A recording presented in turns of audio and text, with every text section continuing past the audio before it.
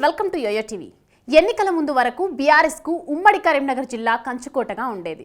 ఆ జిల్లాలో పార్టీ కనుమరుగై పరిస్థితులు కనిపిస్తున్నాయి. ఓటమి నుంచి ఇంకా పార్టీ కోలుకోవడం లేదు.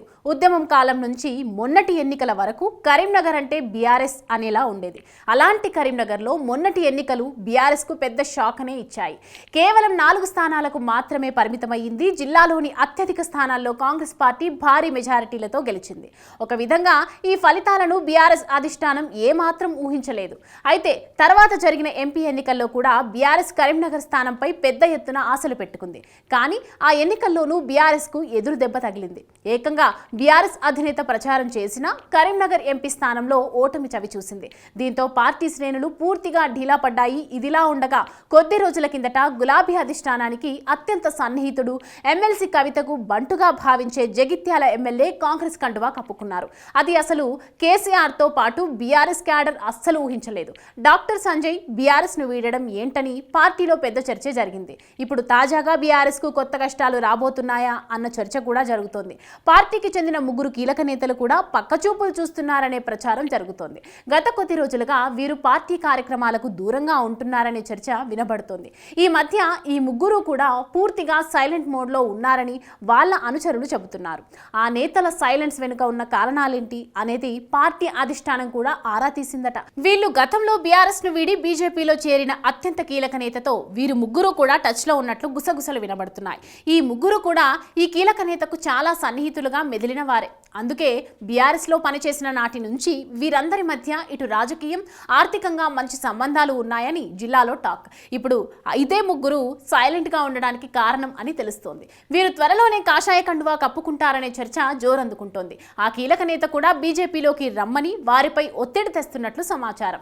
అసలే ఇప్పుడు ప్రతిపక్షంలో ఉండడం, బీఆర్ఎస్ భవిష్యత్తు ఏంటో తెలియని గందరగోళ స్థితిలో ఏదో ఒక నిర్ణయం తీసుకుంటేనే మంచిదనే భావనలో ఆ 3 నేతలు ఉన్నారట. అసలే ఒక పక్క విలీనం అనే ప్రచారం జరుగుతోంది. ఇలాంటి స్థితిలో మనమే పార్టీ మారితే ఎలా ఉంటుందా అని ఆ 3 నేతలు కూడా తమ క్యాడర్తో, సన్నిహితులతో చర్చలు జరుపుతున్నట్లు తెలుస్తోంది. పార్టీ మారడానికి ఇదే మంచి సమయమని, ఇప్పుడు బీజేపీ కండువా కప్పుకుంటే భవిష్యత్తులో మంచి అవకాశాలు ఉంటాయనే భావనలో ఆ 3 నేతలు ఉన్నట్లు సమాచారం. మరోపక్క ఇటు కాంగ్రెస్ కూడా గతంలో ఉన్న కేసులతో ఇబ్బంది పెట్టే అవకాశం ఉంది. వాటి నుంచి తప్పించుకోవాలంటే పార్టీ మార్పు ఒక్కటే ముందున్న ఆప్షన్ గా ఆ నేతల ఆలోచన ఉందని వారి సన్నిహితులు చెప్తున్నారు. ఎలాగో బీజేపీలో తమకు సంబంధించిన నేత కీలకంగా ఉన్నారు. ఆయన తమను చూసుకుంటారనే భరోసాతో వారు ఉన్నారని తెలుస్తోంది. ఇదిలా ఉంటే ఆ కీలక నేత కూడా ఈ 3కి వీలైనంత త్వరలో కాషాయ కండువా కప్పాలని అనుకుంటున్నట్లు సమాచారం. అసలే ఉమ్మడి కరీంనగర్ జిల్లాపై ఇంకా బీజేపీ పార్టీపై పట్టు దొరకలేదనే టాక్ అయితే ఉంది. తన మనుషులు ఉంటే ఇంకా రాజకీయంగా బలపడవచ్చని ఆ నేత అనుకుంటున్నట్లు తెలుస్తోంది. అసలే బీజేపీ రాష్ట్ర అధ్యక్ష పదవికి రేసులో ఉన్నారనే ప్రచారం జరుగుతున్నా ఢిల్లీలో మాత్రం ఆ నేత తరపున లాబియింగ్ చేసేవారు లేకపోవడం పెద్ద మైనస్ గా మారినట్లు చెప్పాలి. దీంతో అధ్యక్ష పదవి దక్కకున్నా పార్టీలో తనకంటూ ఒక బలమైన వర్గాన్ని ఏర్పాటు చేసుకోవాలనే ఆలోచనలో ఉన్నారట. అందుకే ఈ 3 నేతలను పార్టీలోకి తీసుకువచ్చేందుకు ప్లాన్ చేస్తున్నారట. ప్రస్తుతం పార్లమెంట్ సమావేశాల్లో బిజీగా ఉన్న ఆ నేత ఒక మంచి సమయం చూసుకొని ఢిల్లీ పెద్దల నడుమ కాషాయ కండువా కప్పించేందుకు ప్లాన్ చేస్తున్నారు. ప్రస్తుతానికి కరీంనగర్ జిల్లాపై ఫోకస్ పెట్టిన ఆ నేత తర్వాత రాష్ట్ర వ్యాప్తంగా ఉన్న బీఆర్ఎస్ లో ఉన్న కీలక నేతలను కూడా బీజేపీలో చేర్చుకోవాలని అనుకుంటున్నట్లు సమాచారం. మొత్తానికి ఉమ్మడి కరీంనగర్ జిల్లాలో బీఆర్ఎస్ కు కష్టాలు తప్పవని అనిపిస్తోంది. పార్టీలో నుంచి ఒక్కొక్కరుగా బయటకు వెళ్లేందుకు రెడీ అవుతున్నట్లు కనిపిస్తోంది.